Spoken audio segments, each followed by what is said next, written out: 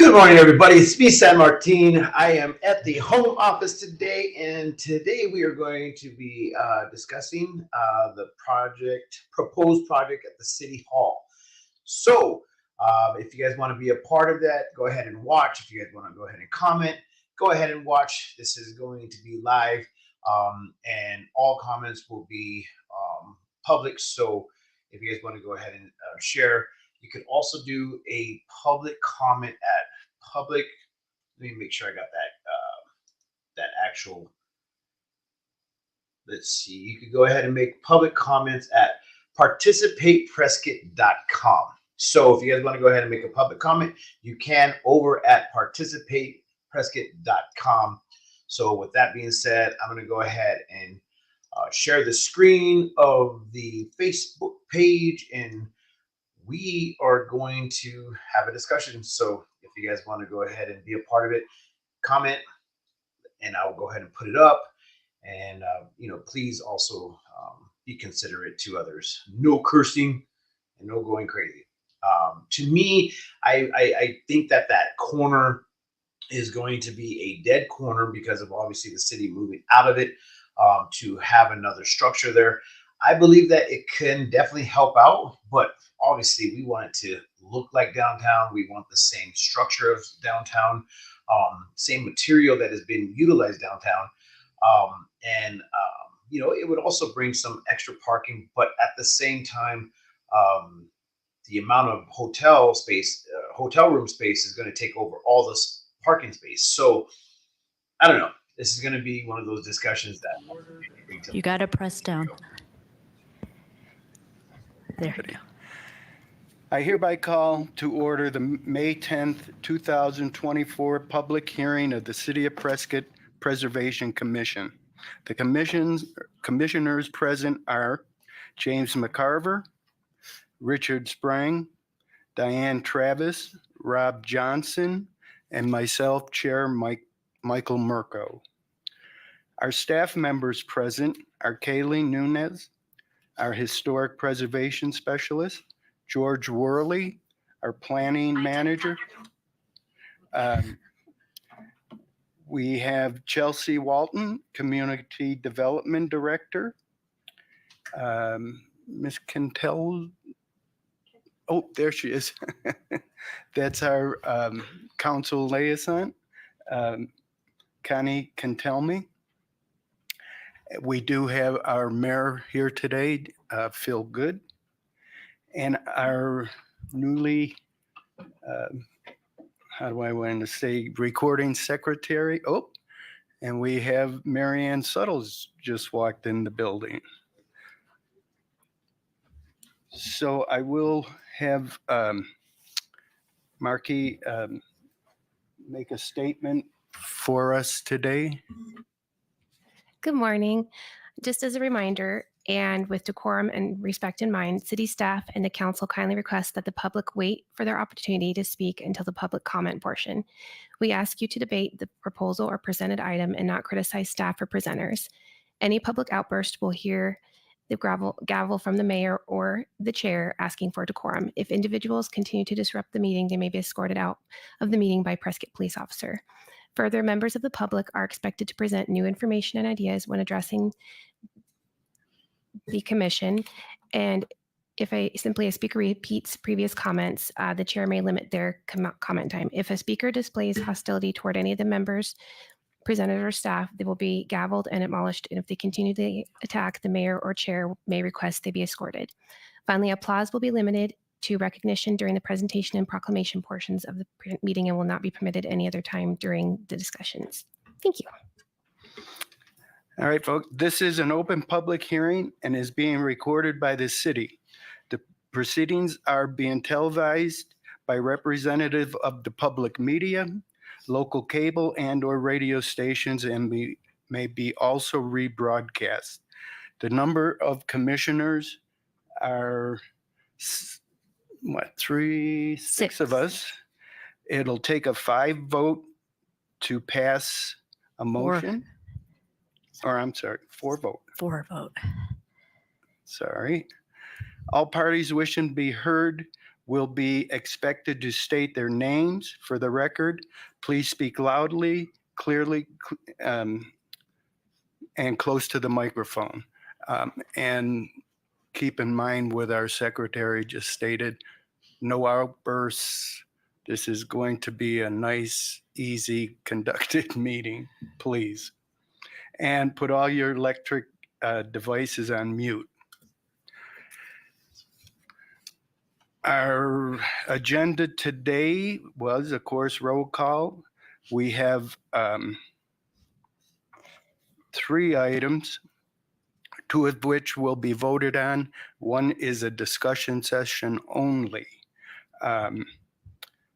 Would you like to present, please? Item 3A, HP 24008, approval of installation of 2 new wall signs, 1 awning sign, and refurbish existing blade sign for National Bank of Arizona, Historic Preservation District, Courthouse Plaza, local and national districts, zoning, downtown business, property owner, Zion's Bank Corporation, DBA applicant, Yesco LLC, location APN 109-02020, 210 West Goodwin. Recommended action is to move to approve HP 24008 with stipulation that the proposed southeast corner blade sign be omitted. This time I'm going to turn it over to Kaylee for her opinions. Okay. Good morning, Chairman, Commissioners. Kaylee Nunez, Historic Preservation Specialist for the City of Prescott.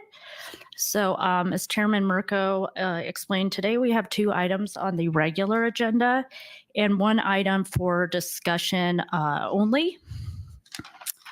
So first item, HP 24-008. 210 West Goodwin Street. So the photo on the left is the building last year prior to the current remodeling. I think we all are aware of the Galloping Goose that's been there for decades. The photo on the right, I put a little box around the building location. That's probably from the late 1910s to early 1920s. So this building is a National Register contributor.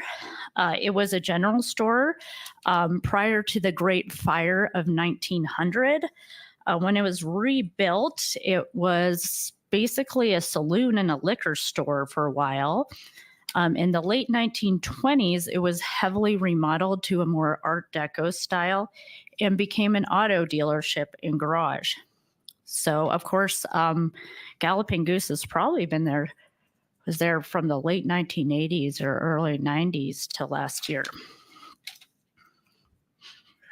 Here's an aerial map showing it at the northwest corner of Montezuma and Goodwin Street. Okay, so the proposal is to install 2 wall-mounted signs, one on the eastern elevation, one on the southern. A new awning over the ATM on the eastern side. To reskin the blade sign on the southern side and add a company logo. This is for National Bank of Arizona. And then to install a small blade sign on the southeastern corner. So the signs are have vinyl lettering, acrylic facing, and will be illuminated. Here's some nighttime renderings.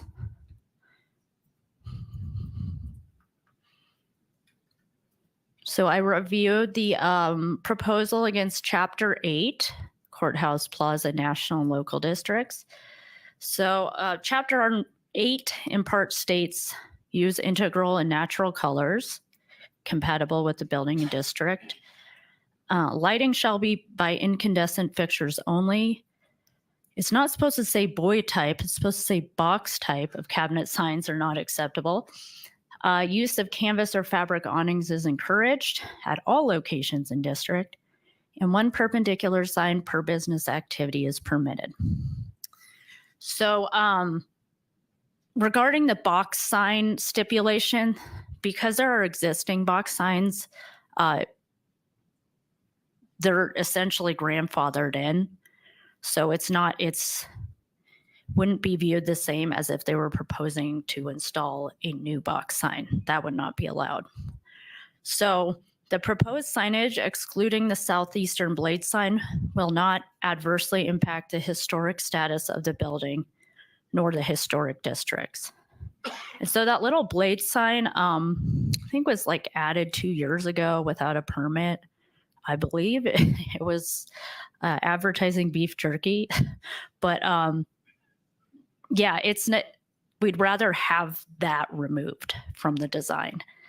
So recommended action, move to approve HP 24-008 with condition to remove southeastern blade sign. And we do have a representative for the sign company present, and she would like to make it a request. Good morning. My name is Kimberly Ewers. Last name is spelled E-U-E-R-S. I am the Government Relations Director for the Southwest Division of YESCO LLC. I had expected and learned last night that the attendance of our account executive for this job and also a representative from the National Bank would be here, but they will not be. They both were detained for other reasons. I was lucky enough to get to come visit your city. You may have to speak closer. And spend the weekend here enjoying all this wonderful history. I just very much appreciate it. I also appreciate this document that was prepared some time ago for the Courthouse Plaza Historic District. It is highly organized, highly detailed, and I enjoyed very much reading the history of this part of town. I have been asked to advocate in favor of the projecting sign on the southeast corner that formerly was not permitted apparently, and obviously with the existence of one projecting sign that's fairly historic to the building would not otherwise be allowed in this district. The reason being, National Bank of Arizona very much wanted to employ a projecting sign at this corner and also revise their branding standards in order to support that on the corner. That was by taking the logo off of their eastern elevation raceway sign in favor of having that projecting sign in the corner. I drove down there this morning and sort of kicked the tires on the building to get an idea of what would be important about a projecting sign at that location of the building. And it seems apparent to me that northbound traffic on Montezuma has the advantage of that southern elevation sign they can see. But southbound traffic on Montezuma will not be aware of this positioning of this bank unless there is something projecting that advises of its position. That is not readily available by wall signage. Basically, the bank disappears to southbound traffic without some projecting logo that says, here we are. The traffic that might be engendered by having a bank at this corner, a new bank, and the customers that might, location awareness is the real reason for this, not simply that they wanted to have an additional projecting sign. It's a real disadvantage to be on this corner and not have one. Particularly when you have 4 different directions of traffic going and some of them being at a real disadvantage of where they might be wanting to stop. The alternative to that is if that is not possible, and it's understandable, I kind of thought it was a fait accompli when I came in here this morning because I hadn't heard that they wanted me to advocate for this. But they did suggest in the alternative that we be allowed to incorporate, if that corner projecting sign is rejected as a possibility, to reincorporate their logo up on the eastern elevation sign, which would create more sign area on that sign. But that is currently on the prints, and possibly it would have the same, the logo would have the same sign area as the southern logo wall sign. It would add another 10 square feet of sign area to that location, to that wall. It has 50.5 feet of elevation length.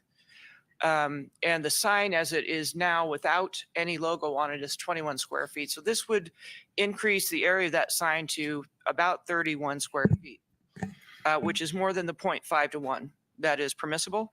Nonetheless, if we work with the method of sign area calculation, how do we measure this sign in what geometric figures? And possibly we could create a double raceway that would reduce the area calculation of the sign and bring it within the requirements of the Courthouse District plan. That would also be something that the National Bank of Arizona would support if that is what ultimately is decided. I think that configuration, the double raceway, would look ill-advised on the eastern elevation because it's 50 feet wide and there's a lot of area that's going to be left blank. It would look like the sign band is not being absorbed. So with that said, thank you for hearing us out on it. We look forward to hearing what your response is on this, and I hope you all have a great weekend. Thank you. Thank you. And I'm open for any questions. Anyone? This is Jim McCarver. So the enlarged sign is just your feeling. This is new to me, so that would make that National Bank of Arizona sign considerably larger. Yeah, it's new information to me. So Miss Ewers approached me this morning and said that, the representatives from the bank had requested, I guess, an additional logo in lieu of the small blade sign. So I just found that out too. So, it's up to the commission whether they'd like to approve that, obviously within the parameters of our zoning code, our square footage allowance. It's just, the one sticking out on the southeast corner was, again, not permitted. And it's a bit distracting. And I get that might be favorable to attract attention, but it kind of sticks out in a bad way, in my opinion. I have a question. If you were to keep that blade sign, I guess you're calling it, with your logo on the top, your lettering for the National Bank wouldn't be large at all, would it? Do you know? No, not on that elevation. So it's kind of, Kaylee, can we pull up the photo that you're discussing? Just I which had one a it is? limited amount of slides. I do have the full staff report that IT can pull up. It was all in the agenda packet. Yes, it doesn't have the full name. It has NBAZ on it.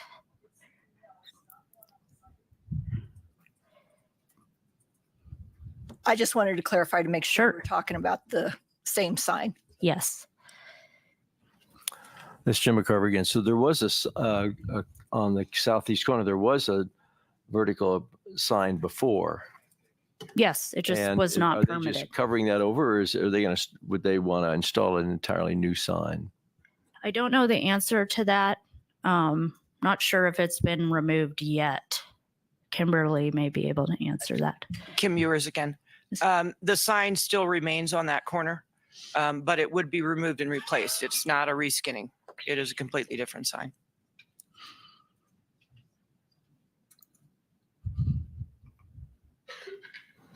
I don't. Kaylee? Yeah, Yes. I also noticed that on the east side where the outdoor teller isn't the ATM area, there, the logo is there as well, right? So you can see that Yes. on the eastern side. Okay. Yes. See the bottom right photo. Rendering, rather.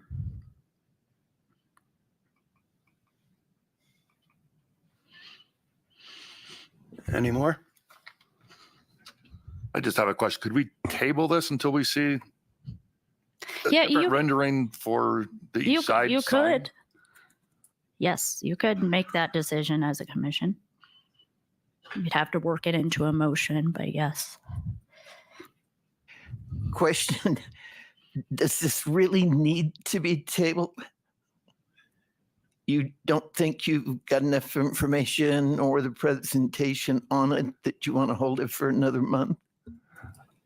I don't believe the bank's going to be opening the next month, but if we disallow that sign, they're going to have to come back with another version for us to vote on anyway, for the east sign that they want to change. And again, wouldn't the vote sort of dictate that?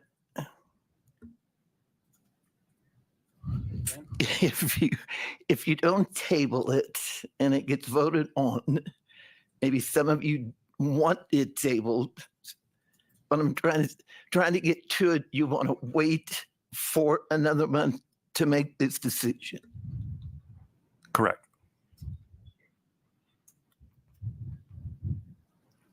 So we need a motion and a second. I have a question about the lighting.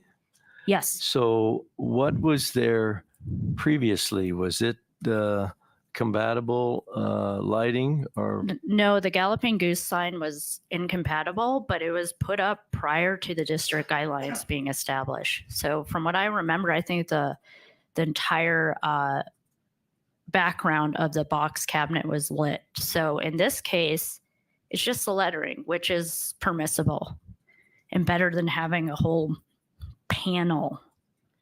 back panel lit up. If they used appropriate lighting, would it look different in the evening? Well, yes. You mean like incandescent fixtures? Yes. But, the way I evaluated this, again, is because there's a pre-existing box sign. I didn't necessarily mark it against them that they are doing this type of sign.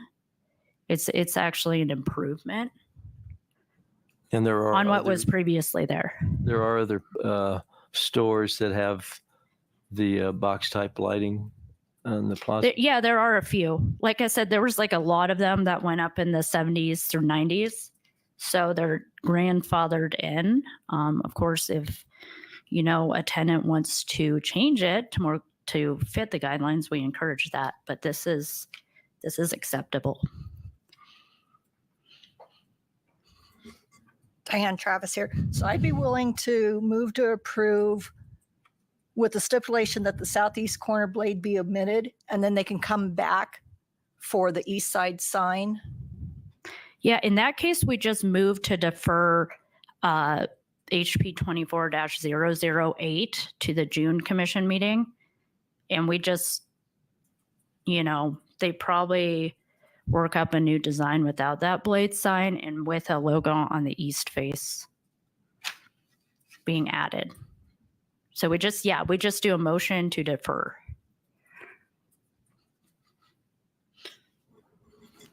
Okay, so Diane Travis, I move to defer HP 24-008 until next month. To the June commission, Preservation Commission. Rick Sprain, second. Okay. Any other discussion? All in favor? Any opposed?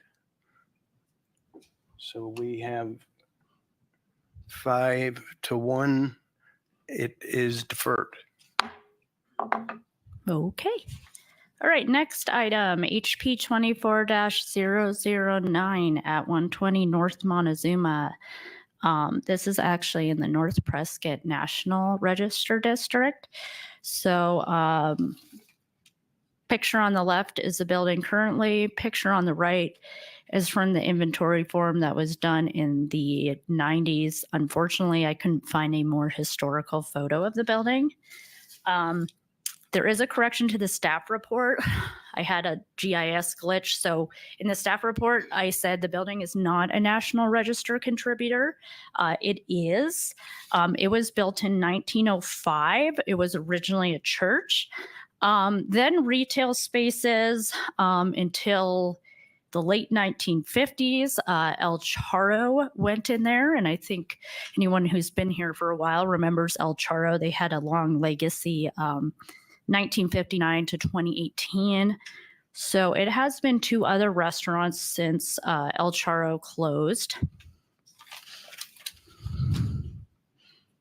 Here's an aerial map just north of the Gurley Montezuma intersection.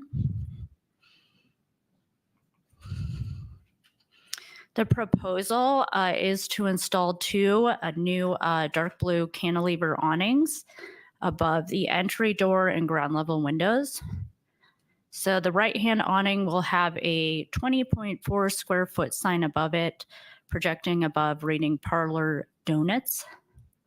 So the awning will be metal, and then the lettering will be white and blue aluminum composite with white faux neon illumination of the lettering. So I reviewed the design against Chapter 8 guidelines. There has not been a chapter written for North Prescott yet, as it was added after the original master plan. Again, some Chapter 8 in part states use only integral natural colors, promote continued use of Courthouse Plaza Historic District as a commercial and business area. That includes North Prescott. That is a high foot. North Prescott District is a high foot traffic area as well. Use of canvas awnings encouraged. Signage should complement and not detract from the building and be used for identification only. And neon may be used for lettering. So going back to canvas awnings, these are metal, of course. However, there are several similar metal and rather solid awnings around the courthouse. The most prominent example I can think of is on the front of the Bashford building. So it is compatible. The proposed signage will not negatively impact the historic status of the building nor the integrity of the district. And recommended action, move to approve HP 24-009 as is. I have a question, Chair Yes. Mike Merkel. Are they taking over both parts of the store? Yes, I believe so. We have the architect Trinity Shelton here. Hi, everybody. Hi. Morning. Trinity Shelton. I'm the architect helping out some friends with this remodel. Yes, they will be taking over both spaces.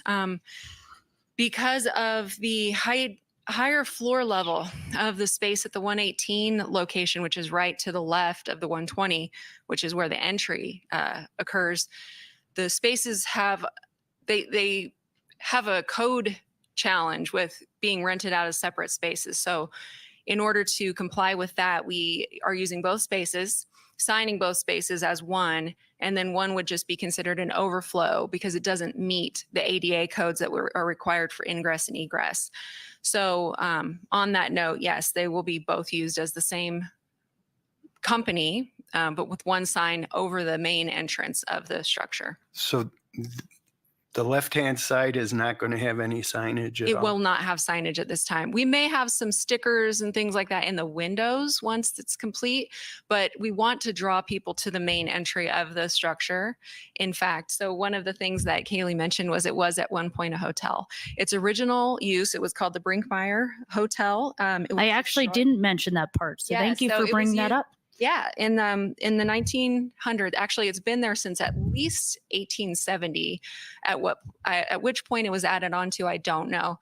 But if you go inside the structure, and I hope you all do, once this little donut shop opens, there's a wall that separates those two spaces, the 118 from the 120, and that wall still has an advertisement from sometime in the 1870s for Levi's riveted overalls painted on the brick. It's fantastic. And you can't go into the crawl space below, but it extends all the way to the crawl space below in the lower space.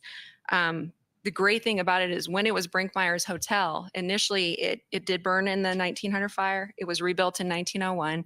And at some point in there, the owners decided to build a bakery into the lower story. So it was a hotel over a bakery, and it will once again be a hotel space at some point, we hope, over a bakery. The hotel upstairs is still existing. It does need some TLC if it were ever to be reopened, but It's fascinating. We love it. They're planning on reopening the hotel? We have no idea at this point. It would take a ton of work to make that work, but There is no application. there for is that. absolutely no current plan on the horizon. But there are still rooms upstairs from that time at which it was used as a hotel. Another question here? That's Jim McCarver. So why did you decide to put a metal awning instead of the usual recommended canvas awning? Why was that? That's a great question. It wasn't my dream and choice. It wasn't my plan. Essentially so the company Parlor Donuts, it is a franchise and they have a distinct style that they like to kind of emulate. It's vintage in a lot of ways, but it also has a little bit more new elements to it. The photo from the Oceanside location, I believe, is the one that shows the white awning surrounding the entry with the Parlor Donuts sign above it. It was that image that inspired the new owners of the franchise, that they would love to emulate that image at the front of this building.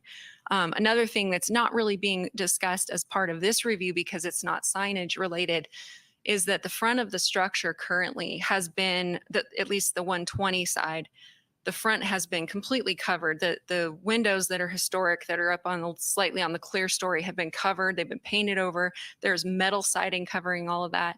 We are planning to remove all of that, get it back to looking complementary to the space on the left with the red awning. You can see on the right side, everything that you see that's high that looks just pure white, it's like a metal siding that's covering up clear story windows. So we plan to uncover that, put the windows back to a very attractive looking state, and then keep that awning high so it provides both the shade that we would like for the space, but also opens up the front of the building for view so that people can see how cute the building is, attractive the building is, and see out better. There's a couple of different benefits to it. But aesthetically, it was the owner's wish. More comments? Any other? No? Do I hear a motion? Well, let me say one thing. My feeling is that even though there is a precedent to metal awning on Gurley Street, that I feel I should put a lot of importance on maintaining the design of the plaza area that was developed over 100 years ago. And so my feeling would be that they should be canvas awnings and not metal awnings. Well, we'd have to come back then with new renderings, because that's going to change the very nature of the sign, because they can't mount well, I guess they could, but it would look strange. Mounting aluminum lettering on a canvas awning. This works because it's flat. Yes, so it would just, have to be printed on. Yeah, the franchisee does request that this type of lettering be provided with the LED letter framed shape, just like you see in that image. And the flat awning allows us to provide that to the owner. And it's, it hinders back to a style more 40s, 50s, rather than obviously the early 1900s. But we feel that it's going to last longer. The other thing, structurally, we have already involved the structural engineer, and doing a flat awning such as this allows us to hang it from what's considered the floor space between the upper story and the ceiling space of the lower story. Whereas if we were to do another awning, we would have to kind of figure out how to structurally do that with limited points of pressure between where it's bearing and where it's supported. Well, I do have one other comment. Personally, looking at the building with the signage on the right side and nothing on the left, it seems a little lopsided to me. I don't know if having the awnings, canvas awnings, would have lettering on both awnings. Well, we're still limited to a certain square footage of I lettering. understand that. Mm-hmm. We had discussed whether the owner wanted to do maybe half of the name on the left awning and half on the right awning, but because of, again, structurally kind of how these would have to hang from the location between the two floors, it just felt a little bit more organic to have the signage over the space that you would want to attract people to.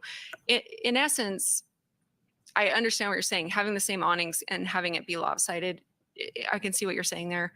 Well, The main space of the donut shop, 95% of the time is going to be primarily the right side. I have another question for Kaylee. Yes. If that building was split in half, would signage be allowed on both? Yes, it would. So the zoning code, depending on how far the building is set back, in this case, it's 0. So the zoning code allows a half square foot of signage per every 1 lineal feet of store frontage. So if they were to split into, they'd basically have to split that signage allowance. Okay, having said that, do I hear a motion?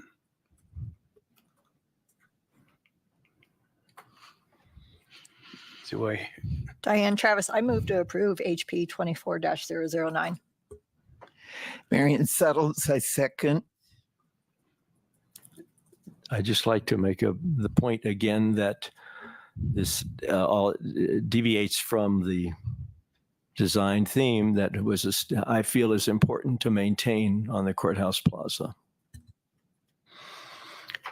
Okay, so do I have a vote? Those in favor? We have a 2 vote. Those opposed? We have a 4 vote. So sorry, we need to bring this back. Okay, thank you.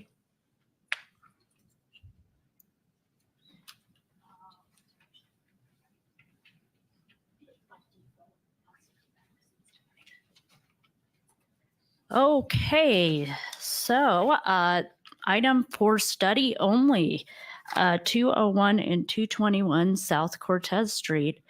So, of course, this is, now we deem it the old City Hall. On the right is a picture of Howie's Hall. So that was the original building on the site. It was built in the late 1870s. It hosted many things, mercantile. There was an ice skating rink in the bottom level at one point. It was like an opera house. The fire department, so it wore a lot of hats. It was demolished in 1959 to make way for the current City Hall.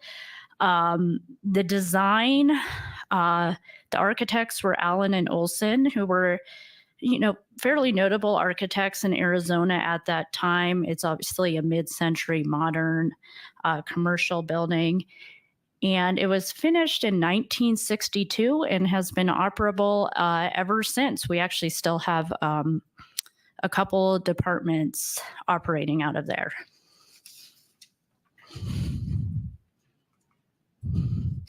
So here is an aerial map of the proposed project area. So you'll see it includes the 201 Cortez parcel, and then parcels to the south. Those will have to be combined. If, should this go forward, they'll have to be combined prior to any permits being submitted. And just a point of reference, it goes down to, if you're familiar with the site, where the fenced police parking is. That won't be taken away. The fenced area police parking would remain. Here is a rendering, if you're viewing it kind of from the southeast corner of the plaza. You're looking in at that main entrance. So it is 4 stories. Highest point is 55 feet to the top of the parapet at this, northwest corner. There will be 127 parking spaces on site, 2 retail spaces, 2 restaurants, and 109 guest rooms. So what you see is a materials palette. So they're doing smooth face limestone on the first level. And then on the second through fourth floors, they're proposing a mixture of brick veneer as well as ephes, which I learned is a synthetic stucco. The architectural details, like the molding, are to be a combination of ephes and cement, essentially. The windows will be metal frame.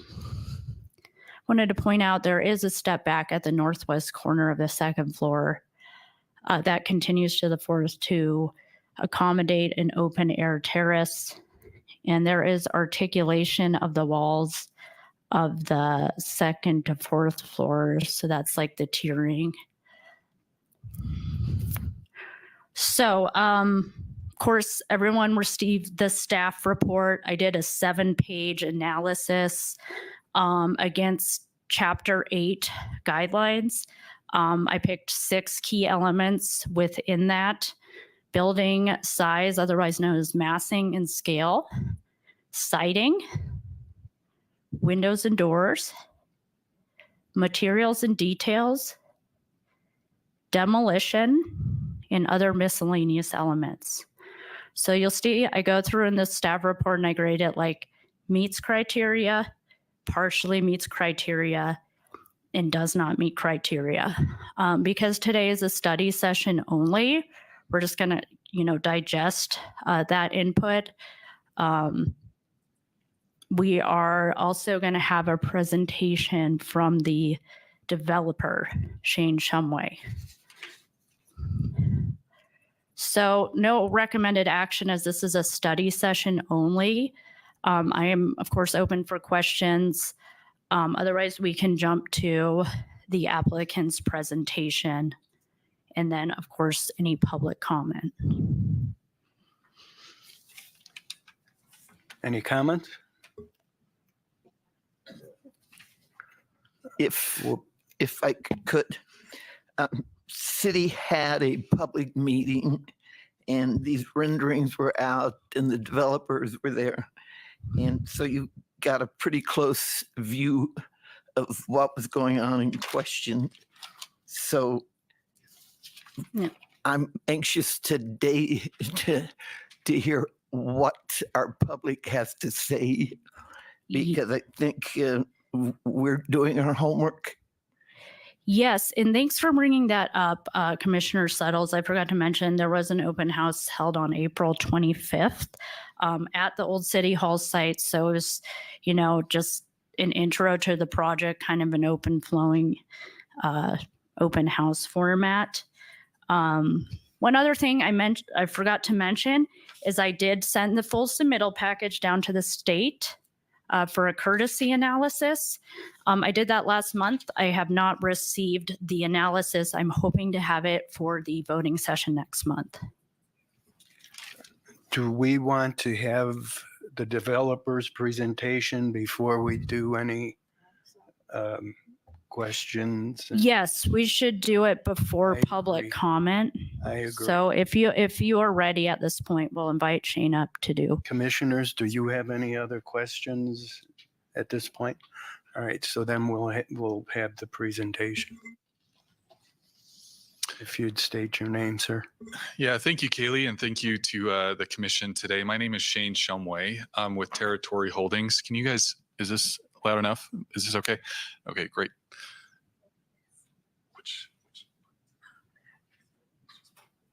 Okay, great.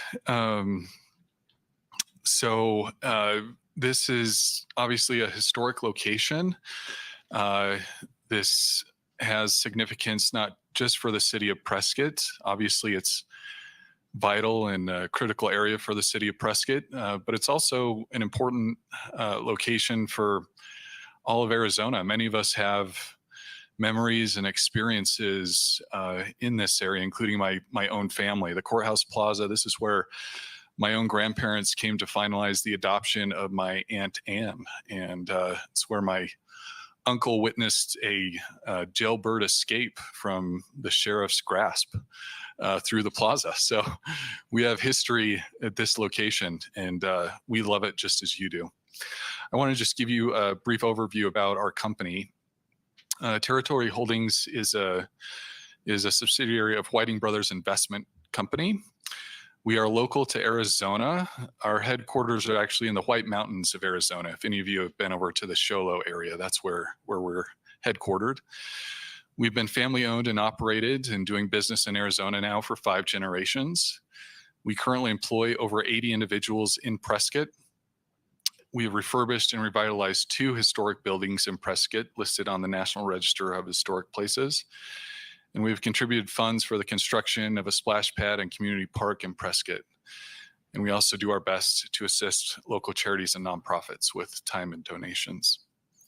I want to just highlight some work we've already done with the commission in prior projects, including the revitalization of the Sam Hill Warehouse and the restoration of the historic Trestle Bridge. Both of those projects required us to work with this commission to restore and revitalize what are really, truly amazing amenities here in Prescott. As part of that project as well, we built the splash pad and community park. This is a picture taken yesterday by Marcy with our team. People love the park. Sometimes there's as many as several hundred people there visiting each day, and we love it too. Let me get into to this project, and I want to just start with an overview of kind of the amenities and what the project consists of. Kaylee has already touched on this, but the project consists of 2 restaurants, one on the first level, a second restaurant on the second level.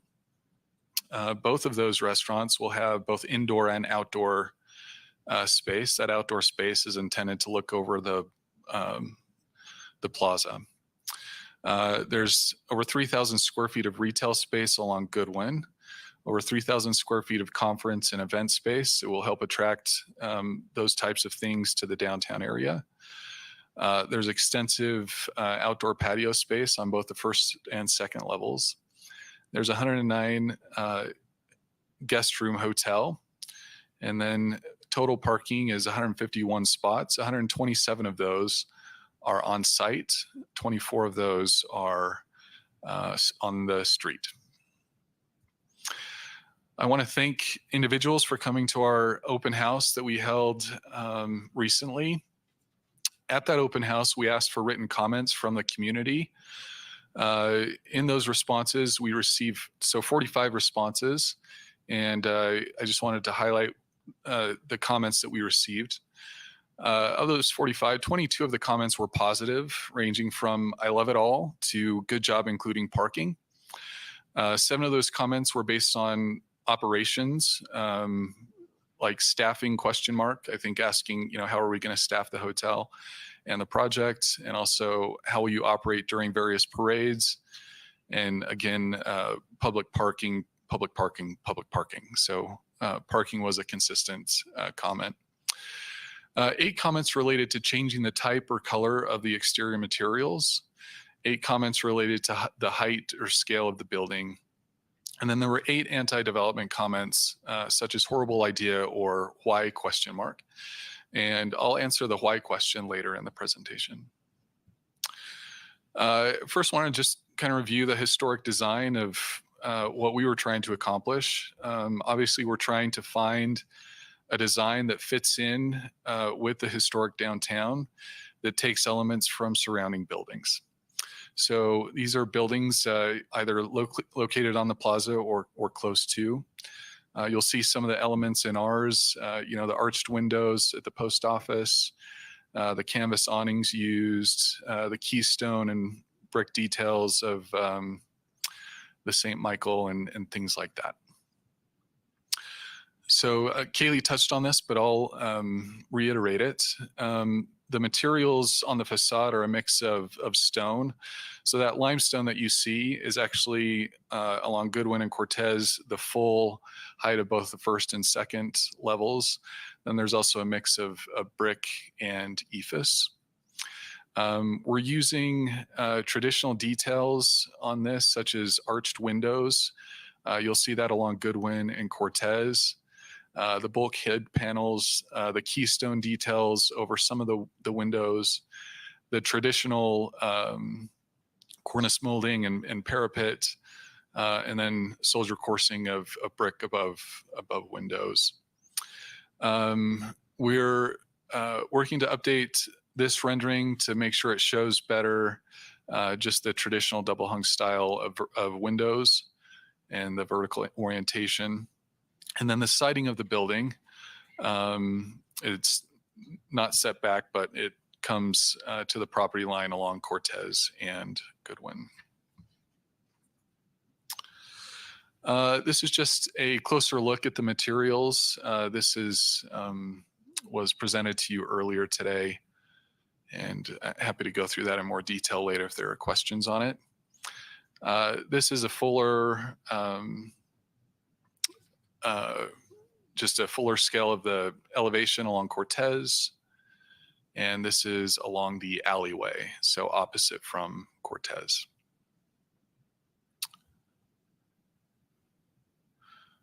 So again, this is Cortez. You can see here on this elevation along Cortez, the entrance to the parking. So we will be digging down some to accommodate what is structured parking. Structured parking does cause a significant cost increase to the project, but because we're achieving the accommodation of parking on here, that's how we're doing it, is through the structured parking. I want to just talk briefly about the relationship between height, parking, and amenities. As I mentioned earlier in the community open house, we did receive comments on height. And so maybe I can kind of describe the why between the height of the building. These are the heights of surrounding buildings in downtown. The post office, which is just across the street from this location, is 49 feet to the top of parapet, 60 feet to the top of mechanical. The courthouse is 67 feet. The library is 51. Police department 45. Knights of Pythias 54. The downtown parking garage 50. And then our project would be 55 at the corner of Goodwin and Cortez, 48 at the corner of Goodwin and the alleyway. So after the open house, we went back to our design team and said, look, we need to try to start showing this better in relationship to surrounding buildings. We are still developing these drawings. And so this is what I could have in time for just this meeting. We're still developing this better. But the next 3 slides are just intended to show its relationship to the surrounding buildings.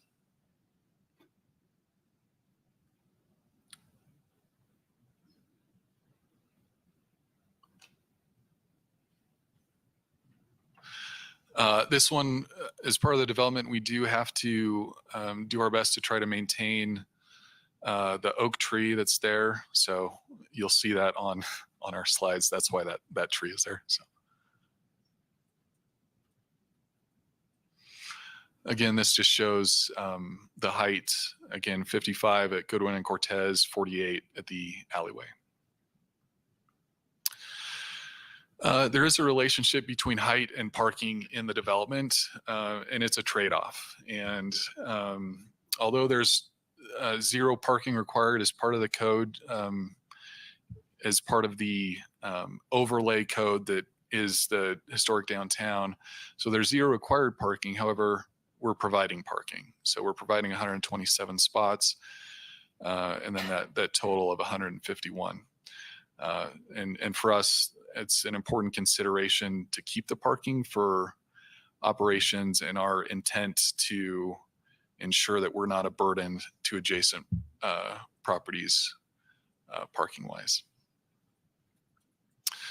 So why are we at the current height? So although current code requires no parking, we have added structural parking to the development. This causes a need for taller floor to ceiling heights on the first level. And again, we've done this to minimize the burden on adjacent properties.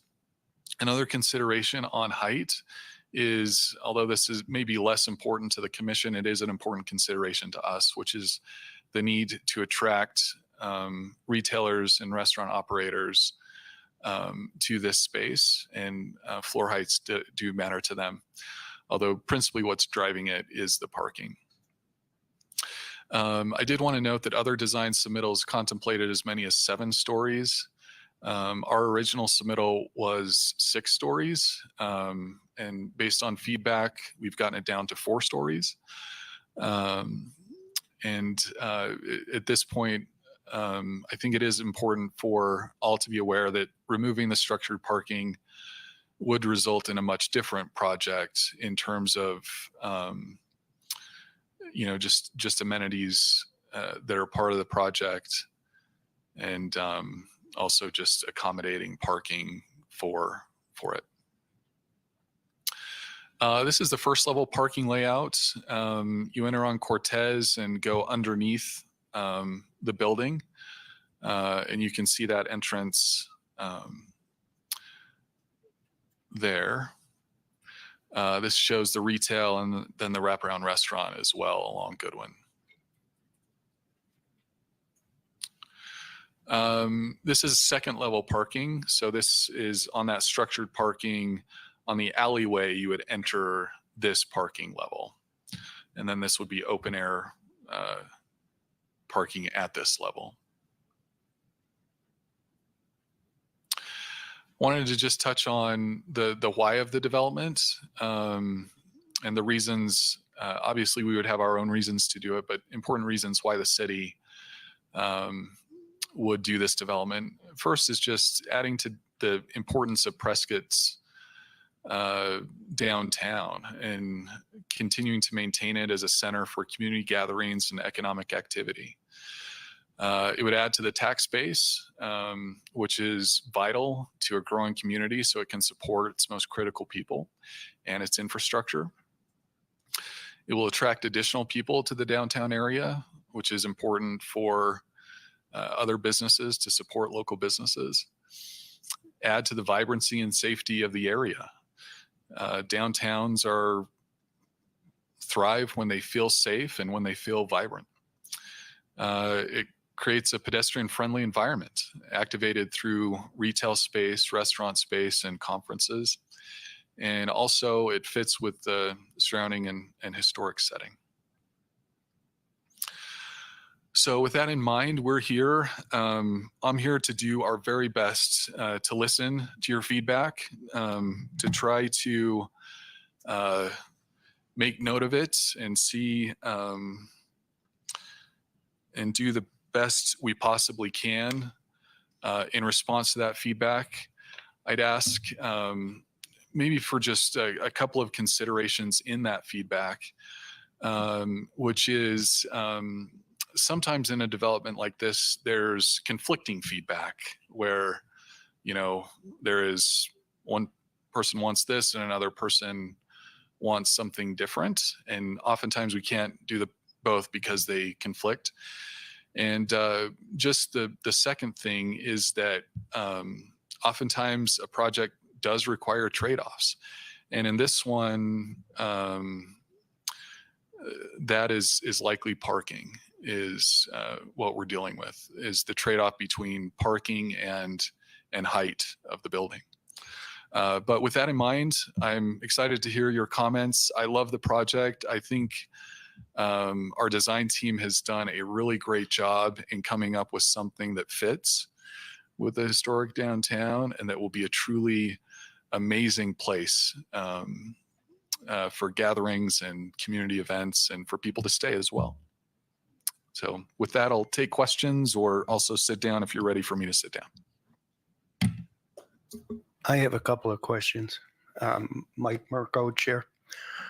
Are you going to have elevators in this building? Yes. We've had a similar circumstance where the mechanical end of the elevators, which are on top of the building, actually exceeded height requirements. Are we going to see those mechanicals pop up here and not have that slick roof line that you have right now? So it will be, there's two types of elevators. Ours will be a traction elevator, which means that you don't need a mechanical system that protrudes higher. And so because it's a traction elevator, we won't have that issue. We are using the parapets of the building to help screen other equipment that's up there. But our hope is that because of the parapet, it's screened. Is there a hotel chain that is going into this or taking over? So we are waiting for just formal approval. We haven't made that decision yet. We're getting further down the road. Well, my question would be, most of these hotels do require parking.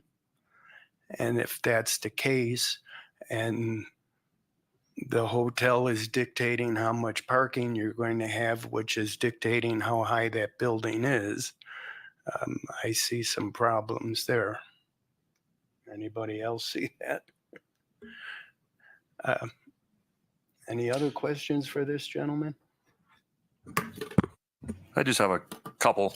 I do have some concerns also with the height, but on the picture there, you have balconies. We don't have balconies here really in Prescott, especially with the glass in the front. I like the windows. You've incorporated them pretty well with the other surrounding buildings.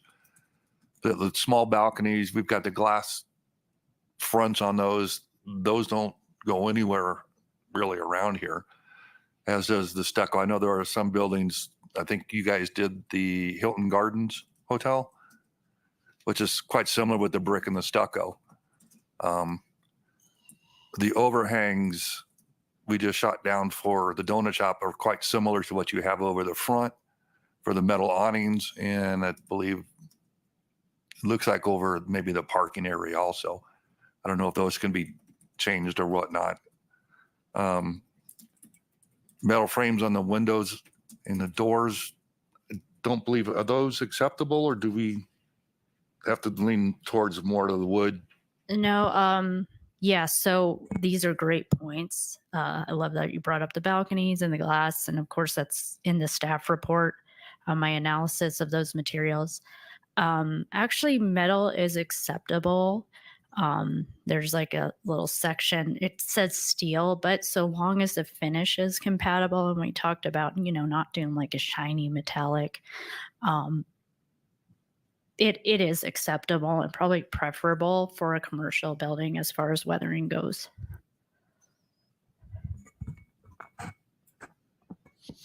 Those are some of my concerns. Yeah, thank you. I think we can look to address the glass finishes on the balconies. And I can talk with our design team about the awnings and what we can do there. Kaylee, this is Rob Johnson. So in your staff report, you identified a lot of what is being discussed right now. Is that staff report ever reviewed with the individuals that are requesting to put the building up? Yes. Your recommendations and comments that we've all been privileged to Absolutely. see. We've done, a preliminary review and provided feedback to the developer, and they received the staff report as well. And the staff report is also published, so that the public can review it. Any others? So maybe Mr. McCarver. Again, not to beat a dead horse, but the emphasis, it's a beautiful building. The emphasis, in my opinion, is maintaining the design theme of the downtown area, maintaining the integrity of the Courthouse Plaza region. And so I lots of guidelines in our historic guidelines manual that differ from what this rendering shows. One additional comment from the the master plan, there's a comments that no uses should be permitted that allow or encourage automobiles to traverse the property or cross the public sidewalk. And there is an entrance to the garage on the Cortez side of the building. Now, my feeling was that in our master plan, they suggest that you shouldn't traverse in areas that are facing the plaza itself. And this is really down the street a little bit. But that would be, I would get what's your opinion about that? Yeah, correct. The focus is on, the streets essentially flanking the plaza. So I'm not as concerned about the Cortez entrance, particularly because there is a driveway there right now for the city. We have a drive-through service for utility billing. So it wouldn't impact the pedestrian experience as much as, if there were to be an entrance proposed on the north elevation, I'd say absolutely not. But definitely a good point to bring up and, to contemplate. Diane Travis, good morning. I'd like to address the ephes on the building. There seems to be quite a bit. And the guidelines say that stucco should be an accent. An accent feature gives a distinctive visual emphasis to something. What is this ephes giving accent to? It just seems like there's quite a bit. And I understand ephes would be cost savings over brick or something, but is there any way to scale down the ephes? Yeah, thank you for that comment. So I can take your comment and we can do our best to see what we can to accommodate it. I think maybe your preference is just more brick, right? You prefer to just see more brick in place of the ephes. I like the design of the building, but for the historic purposes, yes, I think we'd probably need to see more brick or something. Yeah, so we can look at that. In other projects that we've done, not in Prescott, but in other places, typically the guidelines will give us we'll use this % of primary materials and this % of secondary materials. And then stucco or ephes is considered a secondary material. Here it was, it's not this use this % and use this %. It's a bit more vague. And so let me just take your feedback and see what we can do. Any others? So maybe we turn this over to the public? Yes. Sound good? Thank you, sir. We have 8 public speaker requests, and just a reminder to please keep speaking time to 3 minutes. And first is Edward, is it Bowie? Thank you. Well, I'm pleased to be able to speak first. I think this is a terrific project. My background is in Chicago in a historic district called the Uptown Community. We have 60,000 people there. I oversaw the redevelopment of that community, which was a ghetto 25 years or 30 years ago. I have 3 properties on the National Register, just so I have a historic perspective. I am not afraid of new materials. I'm not afraid of compatibility with the community. The height seems quite adequate. The idea of tourism and is a prominent feature of Prescott, especially in the downtown area. Many of the Whiskey Row street or properties are very quiet. The citizens of Prescott don't really go down there that much. Most of the activity is tourist, and the hotels are very, very positive for bringing people into the community and using our retail facilities. They buy things, they drink things, they eat things. So it's all good for the community, and this is a terrific idea for that particular location. It doesn't have high traffic, foot traffic volume at all, probably less than what the city hall had. And I'm glad to see that the city chose a new site for the city hall. I didn't like the building that was there. I think this is a great addition to Prescott. Thank you. Thank you, sir.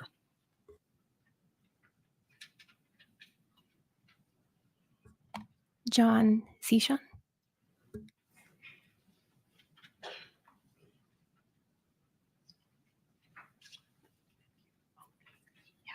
Good morning.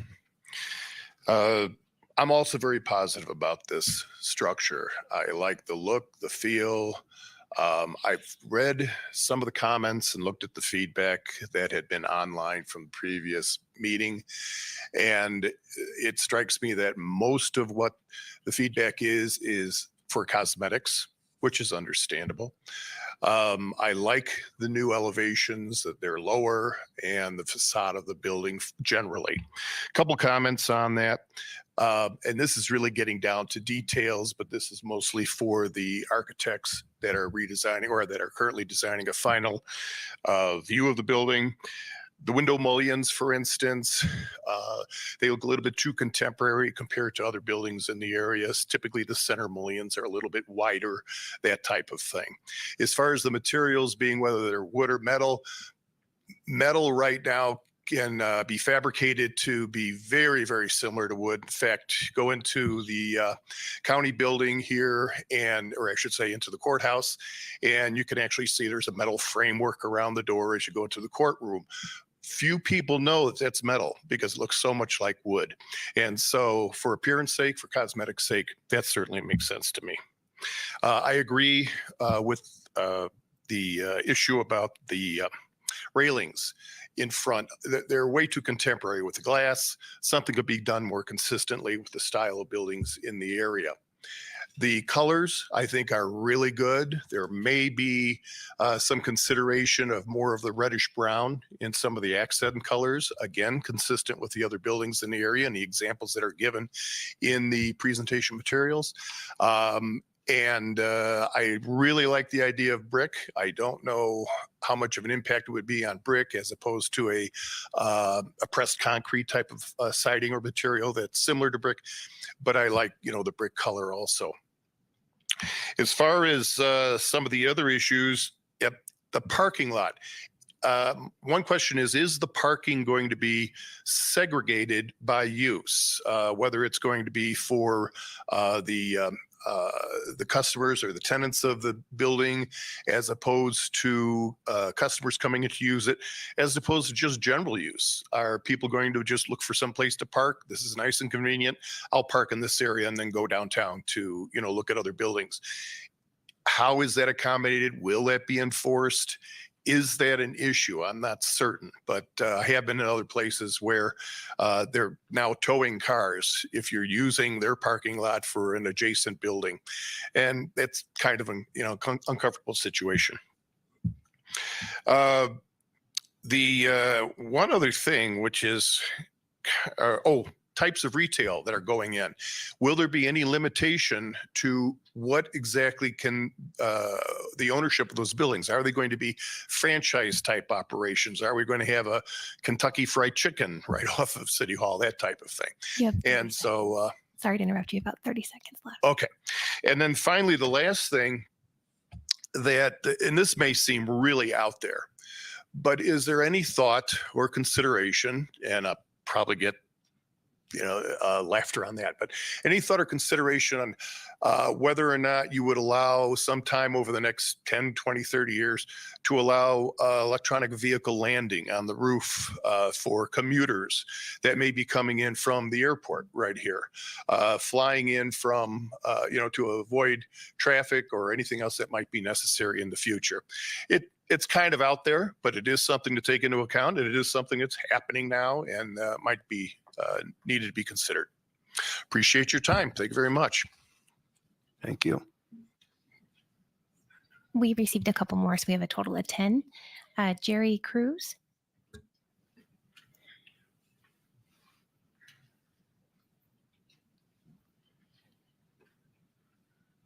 Good morning, Jerry Cruz. I live here in Prescott, starting my 5th year here. I'm glad that everybody's being very positive. I've been to the city hall, the old city hall, and paid my water bill. This is not a salvageable building. Nothing can be done to save that. And frankly, it's not that nice. The two things I noticed were the tree on Cortez and the statue celebrating 100 years of rodeo. The rest is demolishing. My thought is, whatever your thought was for this corner is there in this design. You've got the retail, you've got restaurants, hopefully promoting local restaurateurs to come in and retailers. It's adding parking, it's not taking away. And I'd be interested in what the percentages of DUIs that go on in this town from people that are traveling from our Whiskey Row to their hotels. So this puts them on the street, takes them out of their cars, and brings more people to the side of the courthouse I believe is underserved. That's pretty much all I have to say. Thank you. Thank you. I have a comment for the folks. Remember, this is a Historic Preservation Commission. Our concerns aren't mainly parking. It's the building, how it looks, how it's presented to the public coming into our community. So keep that in mind with your comments. Thanks. Tony Hamer.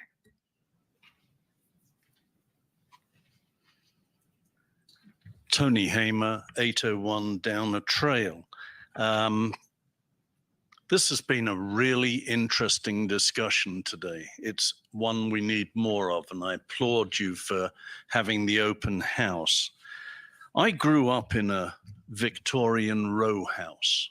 So as I look at Prescott, it's about the same period as I grew up in facilities. I grew up in a tourism town.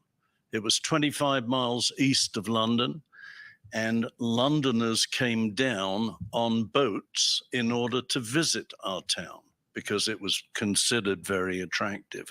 And that happened from 1800 to 1940s.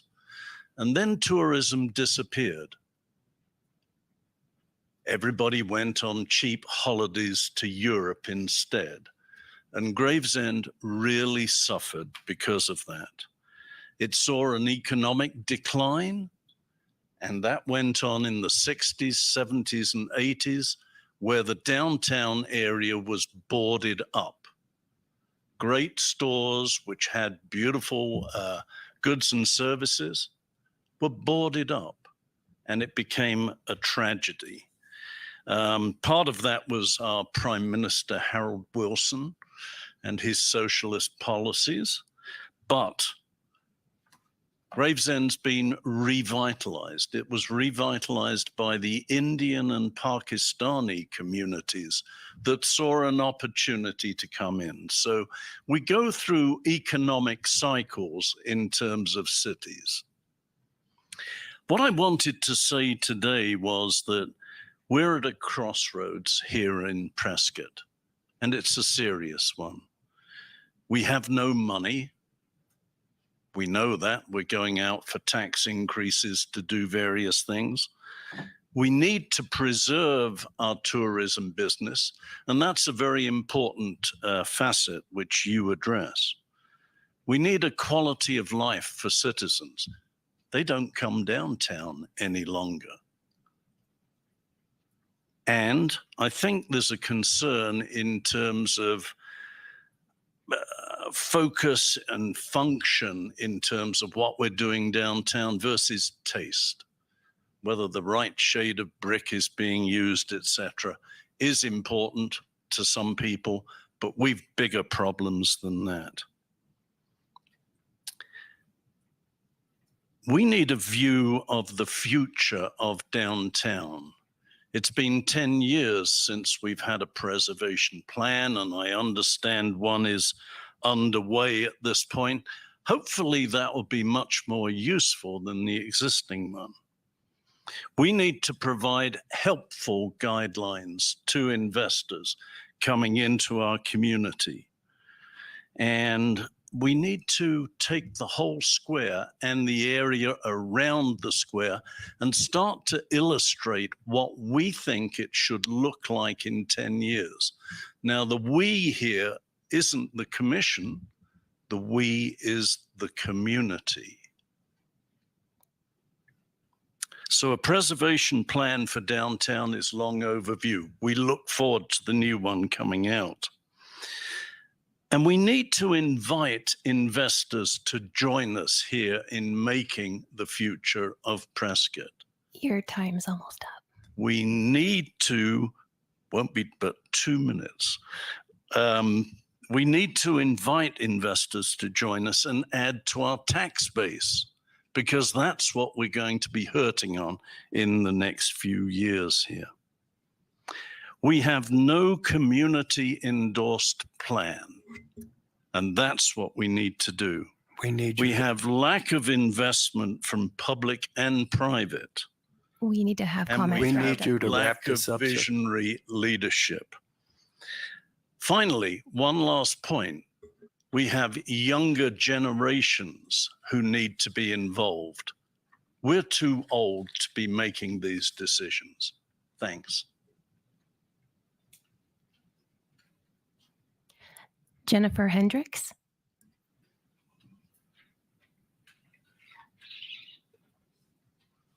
In my readers. Hello, my name is Jennifer Hendricks, and I appreciate this opportunity to speak today about the proposed City Hall redevelopment, and I'm probably going to disagree with many of the comments made here today. One of the things that we all love about Prescott is how historic it is. So it's unfortunate that there is no discussion about adaptive reuse of the architecturally significant mid-century building as part of the project. In fact, I was just in the elevator with a gentleman who had no idea when I told him I was here to bring recognition to the architects. So today, for the public record, I'd like to tell you about them and their notable contributions in Arizona. The current building was designed by the architectural firm of Allen and Olson. George Allen and Hugo Olson were both pilots in World War II and settled in Phoenix in the 1950s.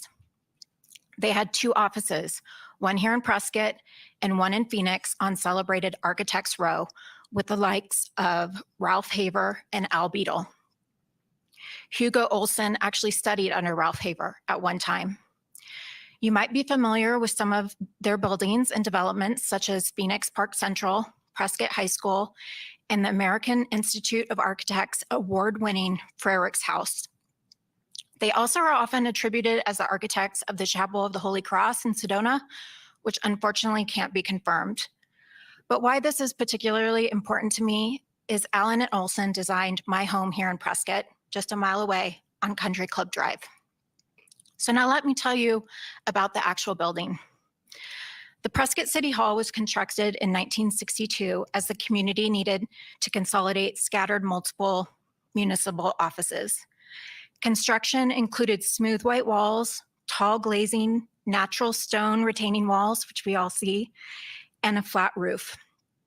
The ultra-modern architectural character reflected the desired modern setting for city offices. Upper exterior walls appear to float visually above the lower earthbound stone walls. An outreaching breezeway structure, that big white thing that you see out front, visually anchored the composition to the street.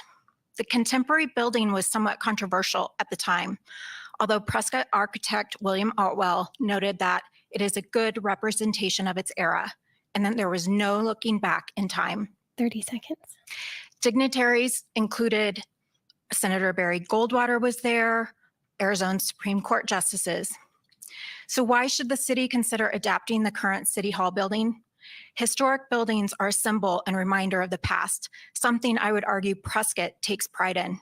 There are many national examples of adapting mid-century buildings into modern shops and restaurants. Could you imagine having a drink on a restaurant patio above those beautiful existing stone walls encircling the building?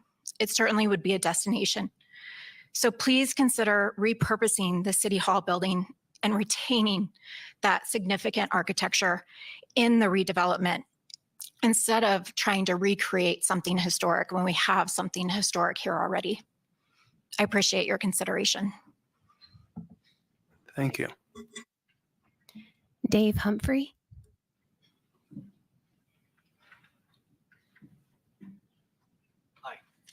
I'm not going to tell you anything about myself.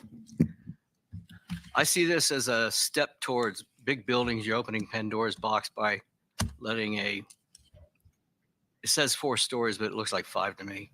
I would suggest lopping off a story to get it down to allowable height. Make sure about the HVAC, the height of the HVAC system, because the walls up there will have to exceed that. I don't know how far back it'll be set, but you got to worry about that. There won't be enough parking spaces, even with 125 space interior. Not when you got some 140 rooms, I think, and conference room. They didn't say how many seats. Shops. You're going to have a couple of 100 cars there. Street traffic, I guess that's not your concern.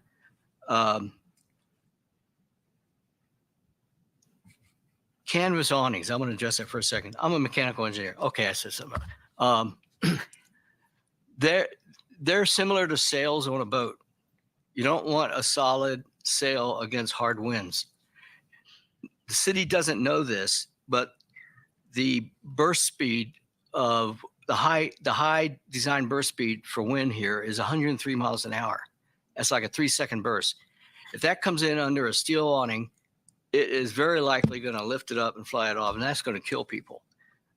Canvas awnings don't do that, so keep that in mind. And that's all I really have to say. I don't know why developers keep wanting to violate codes and standards, and the rules and your expectations, and trying to push and push and push on you guys, when all they got to do is stay within the framework and much more easily get a building passed. Thank you. Thank you. Darlene Losing.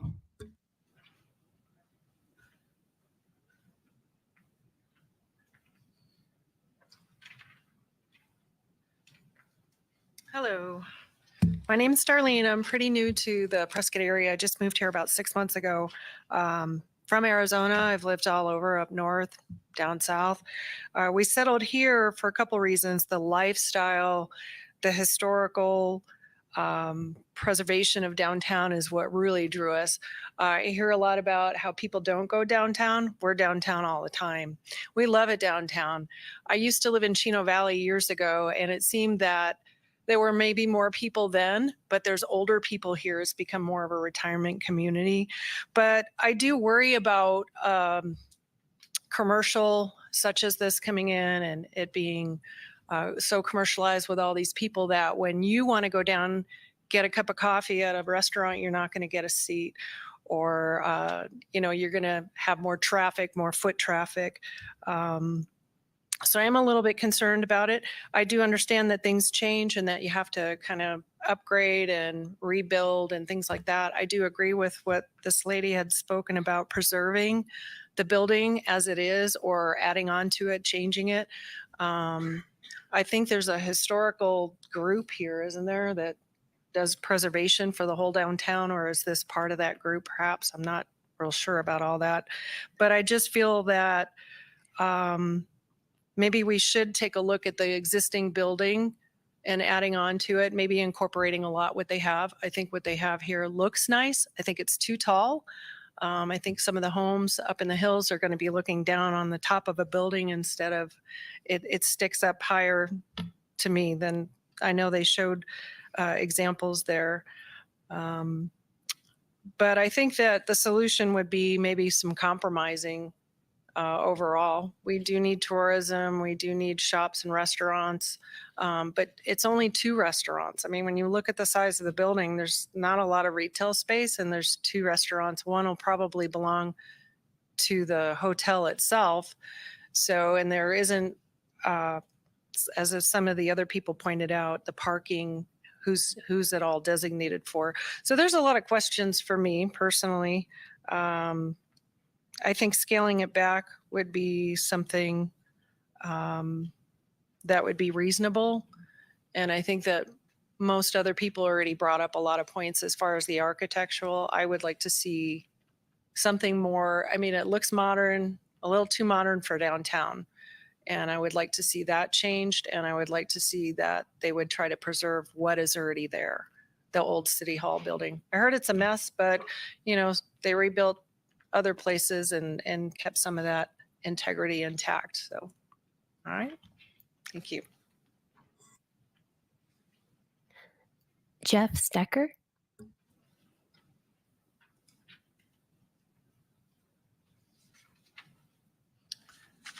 Hi, I'm Jeff Stecker. I'm a resident. I first came to Prescott in 2018 to the Mile High Roof Fest. My nephew was the band, fell in love with this place that day, and so we moved here.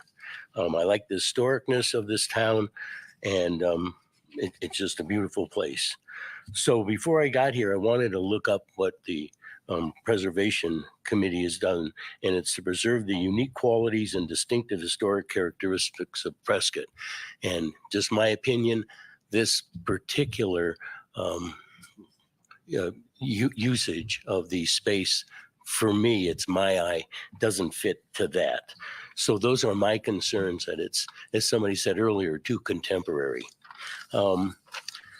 As I said, we got here for my nephew's band, and I remember going first to Scottsdale in 1981. I love that place too. And I've been to Scottsdale recently, and I can't even find Old Town. I mean, it's huge, and it's not what I want to see for here for Prescott. So also, I think as a resident, we do go downtown a lot. I go to the Elks Theater very, very often. It's always filled. It's always with residents. And last Saturday night, there was a woman that was singing. I don't know if anybody had seen her. She did Gold Rush Women, I think it was. One of them was Joni Mitchell, and it reminded me, and it said, they paved paradise, put up a parking lot with a pink hotel, a boutique, and a swinging hotspot. Don't it always seem to go that you don't know what you've got till it's gone? They paved paradise, put up a parking lot. Thank you.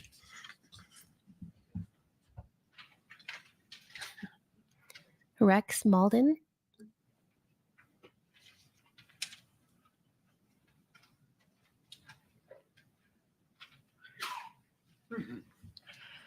Hello, my name is Rex. Oops. My name is Rex Malden. I live in Prescott. So I'm going to give a little slightly different perspective on this. My background is drafting. I'm the one that architects and engineers turn to for the D-size drawings. I'm sure you've seen plenty of. My background has been electrical lighting and mechanical being your water delivery system, air conditioning units, heaters, and so forth. I've also done volunteer work for the city for the your water lines and the sewer drawings for improvements of the system in the past. I was a planner assistant for the Cocopinian tribe in Yuma. I've gotten around seeing buildings come and go. One question, such as you point out to remind us, is historical preservation. I'm wondering if the building that's there now, can it be repurposed? So it looks the same, but is used in a different way. I'm curious about that. What I look at is this building is what it takes to power it. The septic system, is it up to snuff? Is it the water is always an issue about water, but then there's the delivery. Are the pipes in the city adequate to do something like this? One thing that stands out in my mind with this project is the restaurants. As a drafter, I have seen restaurants come and go. I've had to draft the changes, the remodel, and so forth. Of this project, it makes me a little nervous about the restaurant because it might work for a little while and then it goes away and then it has to be remodeled. But I see the need for parking spaces, the hotel situation, certainly a draw. So I just thought I'd throw that out as far as from my point of view is looking at the infrastructure and just to keep that in mind. So that's just my 2 cents. Thanks. We received another comment, so we have 2 left. Matthew Fish.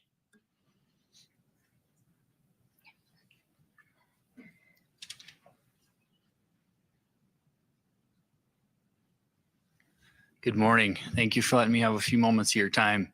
I own Prescott Commercial Real Estate. Our office is downtown on Cortez, just down the street. We have the opportunity to sell and lease so many of the different spaces downtown. We interact with the business owners, we interact with the consumers, and all the people that celebrate downtown. The big economic engine of downtown is hospitality, travel, and tourism. It's the ability to come and celebrate these old buildings, the history, the topography, the weather, all the things that make Prescott great. And to me, this project is exactly what downtown's all about. It celebrates hospitality, travel, tourism, retail, and a great food service option. One of the biggest downfalls of downtown, as we all know, is parking. When you're looking at a commercial project, if you can't park it, you can't use it. A building is only as good as its parking. I would celebrate another floor on any building to be able to pull a bunch of the vehicles off the street. We know that downtown was built in the horse and buggy days, and that's not the case anymore as we all transverse around the square. We have to encroach upon the turning lanes because the long pickup trucks are poking out of all the retail spaces around the square, and they're there to enjoy it, and we're glad they're there. But to be able to pull 100+ vehicles off of the streets downtown and park them under this project, I think is a very good use of the building, and I would encourage you to consider the height to pull the vehicles off of the streets downtown. Anyway, I love the project. I've heard all over in the community how excited people are about it. I've met with several of the architects in town and just heard some of their feedback. It's a great project. We're lucky to have it. So thankful that this developer is willing to spend hard-earned dollars in our community, and hope you guys have a great weekend. Thank you. Final speaker, Dennis Levine.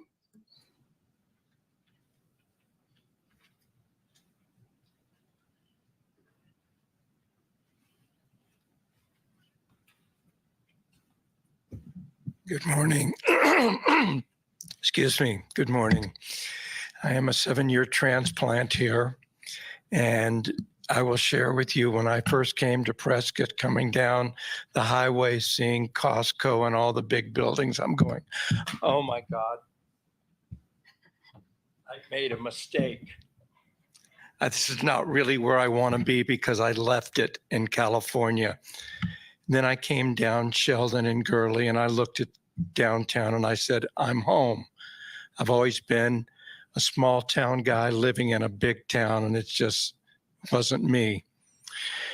I have 25 years experience in the design industry, and I understand where this gentleman is coming from. He's got to fill his space with as much possible revenue as he can.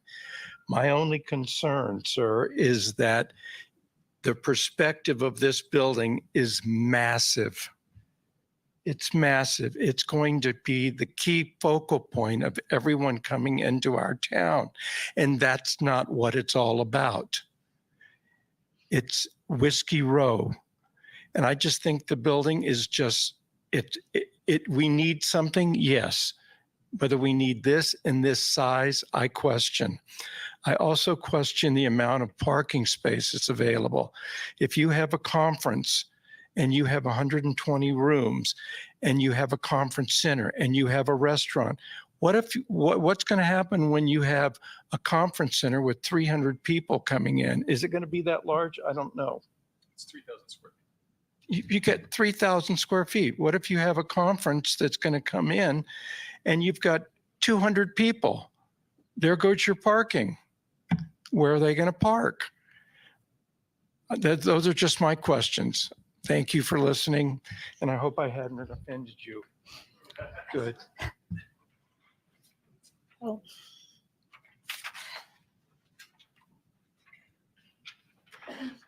Okay, we have one more. Marcy Hurlbert. Hi, I'm Marcy Hurlbert. I live here in Prescott. My family moved here about 50 years ago.